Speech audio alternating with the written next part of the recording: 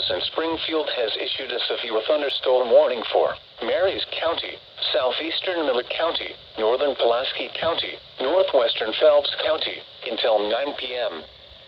At 8:11 p.m., severe thunderstorms were located along a line extending from near Iberia to near Waynesville to near Lebanon, moving east at 45 miles per hour.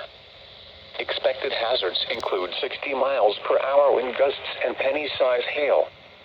This is a radar-indicated threat. The following impacts are expected. Expect damage to roofs, siding, and trees.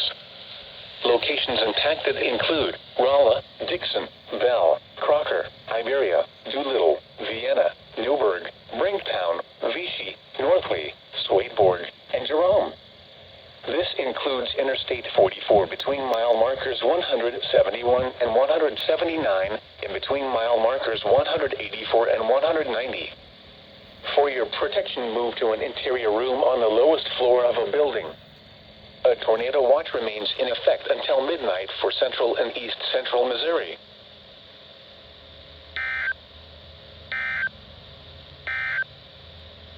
The National Weather Service has issued Tornado Watch number 124, effective until midnight Thursday.